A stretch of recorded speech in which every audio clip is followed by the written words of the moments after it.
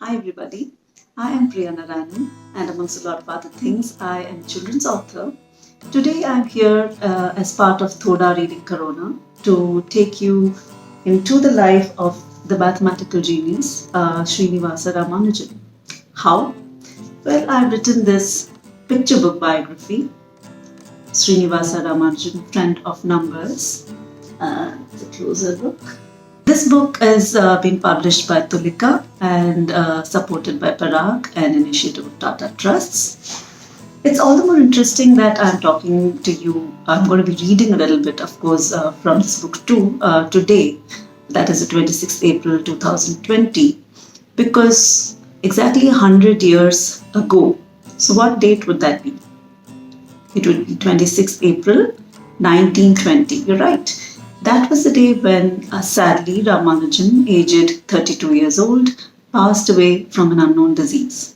So today is the 100th death anniversary of Ramanujan, and it's like a tribute, my tribute to him to have written this book. I've been researching on this book for almost 3.5, 4 years. This book is the culmination of all those, days of reading up every little thing that I, got to lay my hands on about Ramanujan, including his mathematical, papers, and of course everything about his life, his personal life, his journey from India to England, everything, right? And if you want to get a peek into that in a little more detail, with a lot of photographs to boot, because I've tried and visited a lot of places that he has been to, so you can go onto my blog. The link is posted right under this video. So you can get a peek into that journey too. So let's get back to the book now. This book, of course, has been illustrated by the wonderful Satvik Gade. The illustrations are awesome. You must get your book, to just devour the wonderful illustrations. So let's get started. It was the 22nd of December in 1887. The weather was pleasant, and the mighty Kaveri meandered as usual towards the sea along the tree-lined banks of Erode. Now, Erode is a really tiny town in Tamil Nadu. Just after sunset, a boy was born to Srinivasa and Komalam. 10 days later, in keeping with tradition, he was given a name, Srinivasa Iyengar Ramanujan. So this picture here shows the little house that they had, the Kaveri right in the background, and this is his mother. And his mother played a very important role in his life, and you can again go back to the blog post to get to know a little more about it.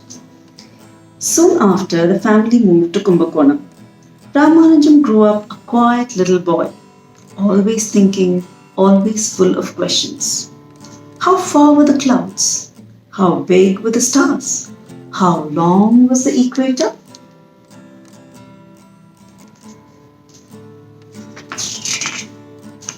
But most of all, he was fascinated by numbers. What will happen if I add up all the numbers in the world, he would think.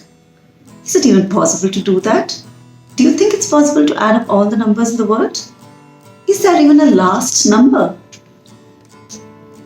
So as he grew up, while other children played games on the street after school, so that's what you do, right? When you return from school, you kick off your shoes, throw your bags, and maybe take a little nap, and then you go down to play, right? You play hide and seek, running, catching, or cricket, football, whatever you want to play with. But Ramanujan did not do that. Ramanujan played with numbers.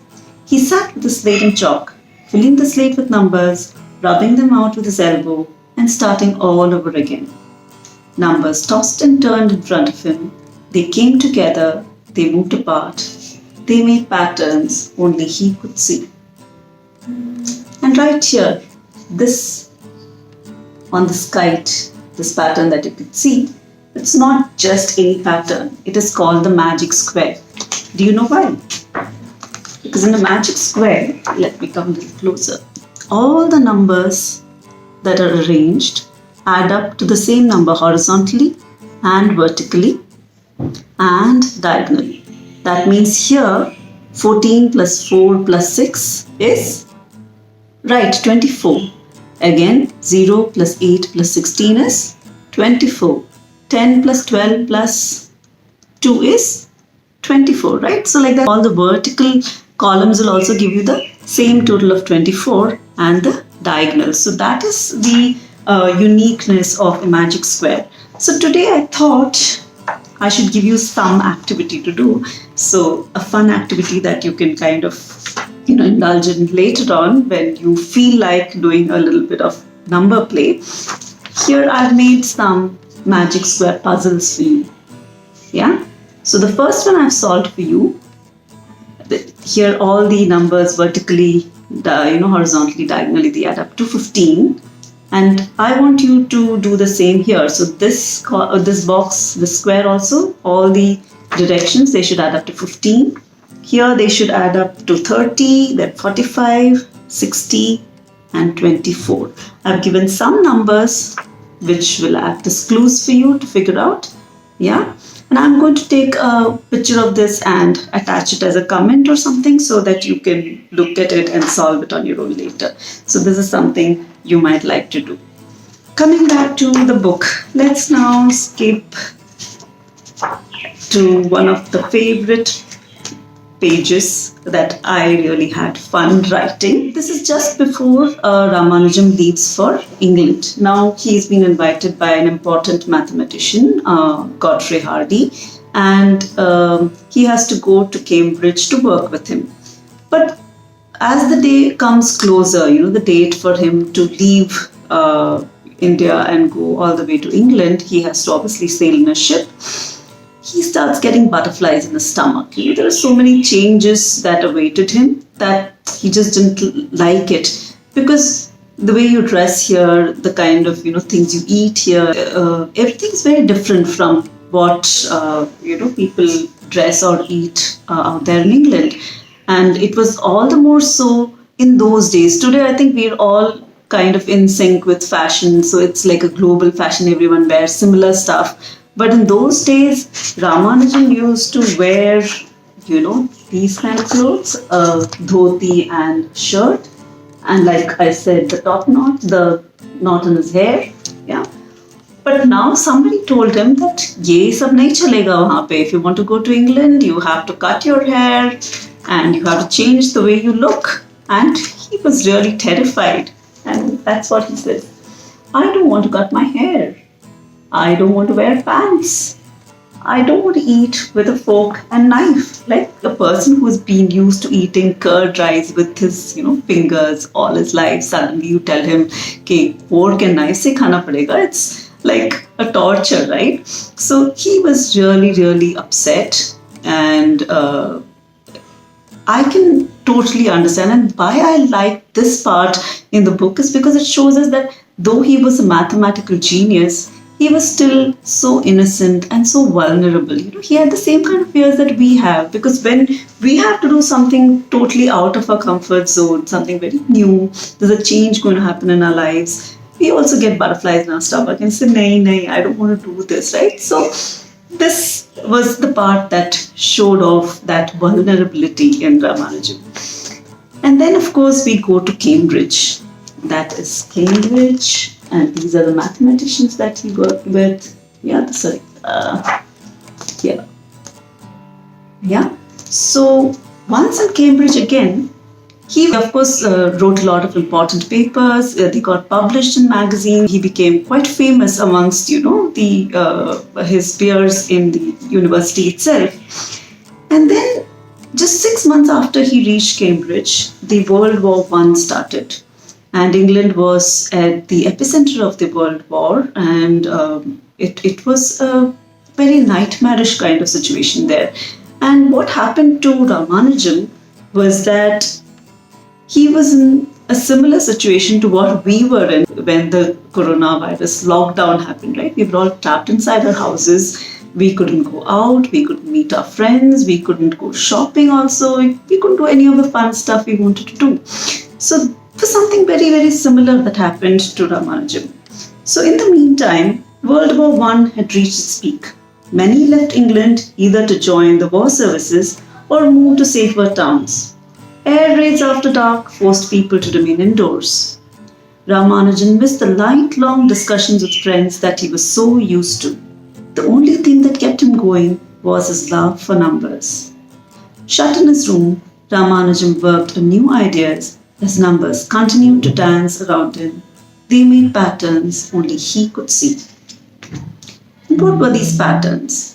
So, this is something which I thought was interesting to discuss because in the lockdown period, we had our family with us, right? You had your sisters or brothers, you fought with them or played with them, and you, of course, had your parents. So, you either really got on their nerves or you helped them do, around the house doing daily chores. Then you also tried to kind of do something new which you wouldn't have done earlier. You might learn a new skill or do a lot of creative stuff. Like my children, they tried their hand at a little bit of cooking, and of course they made some decent stuff, yeah. And they learned some languages through Duolingo app, yeah. So some new stuff you kind of keep doing. But that's because you're a family, you're together, you're still happy, even though you're locked inside your house. But Ramanujan did not have the privilege. He was all alone when the war broke out. And a lot of his friends had left Cambridge, and he didn't have too many people to talk to. And in that scenario, he was all alone in his hostel room. It used to be cold, dark winter nights, the lights off at 4 o'clock in the evening. So what do you do all alone inside your house? And Ramanujan knew only to play with numbers, remember? So that's what he did. So this is another part I really enjoyed writing. One evening, as Ramanujan was getting ready to make rasam, a few lentils fell on the table. So lentils means dal ke pieces, right? 7 he counted. In how many ways can I arrange them? He asked suddenly. Soon, he was making combinations of lentils that added up to 7. By the time he finished, Ramanujan had counted 15 different combinations. Curious, he tried the same with larger numbers. It was well past midnight when Ramanujan discovered that he could make 627 different combinations of lentils that added up to 20. By then, there were lentils all over. On the floor, on the table, on the stove. Yeah, can you see that? And even on his bed. Yeah, there were lentils everywhere. And do you think he would have made that rasam and had his dinner?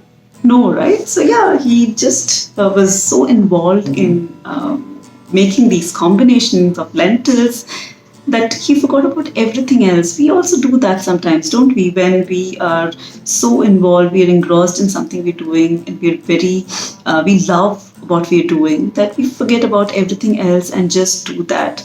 And that's exactly what he did. So this is where I'm going to stop reading from the book, and I'm going to explain a little bit about this. What do you mean by, combinations of numbers that add up to a larger number? For this, I am going to have a little demo. So Ramanujan had lentils, but I'm going to use these tiny little birds. I love collecting these wooden birds, and wherever I go around the country, I try and grab, these. So he tried, of course, with 7, 8, 9, 10, and after 20. I'm going to teach you what it meant by using the number 5. So when we say that how many different ways in which we can add up numbers that will to give you the answer of 5. It means that from 0 to 4, all the smaller numbers lesser than 5, you have to kind of try and create combinations of those numbers so that they finally add up to 5. For example, here we have 1 plus 1 plus 1 plus 1 plus 1 will give you 5, right? Then let's get these two birdies together. So 1 plus 1 plus 1 plus 2 gives you 5. 1 plus 1 plus 3 gives you 5. 1 plus 4 gives you 5. 0 plus 5 gives you 5. What are the other ways of getting 5? Let's see. 2 plus 2 plus 1 5. And I think there's one last combination, which is 3 plus 2 is 5, right? So there's 7 different ways in which you can add up all the numbers lesser than 5, that is 0 to 4, to get the answer 5. So this is exactly what Ramanujan was trying to do that day with the number 7 and 8, and then he found out that there are 627 ways in which you can add up all the numbers from 0 to 19 to get the answer 20. That's crazy, right? And of course, after doing all that, he couldn't sleep at all. All numbers were like in his mind whole night. And the minute it was daybreak, he ran to Hardy's office. And for the next few days, they discussed this. They figured out a lot of important mathematical formulae, and it got printed, in important magazines, and it made them really famous. And this is called the partition theory. So it's really complex for you to understand, but I'm sure these birdies must have explained it to you, right? So that's all I'm going to be talking about today. I hope when the lockdown is lifted, you will have a chance to lay your hands on this book and read it. So here's me and Ramanujam saying goodbye.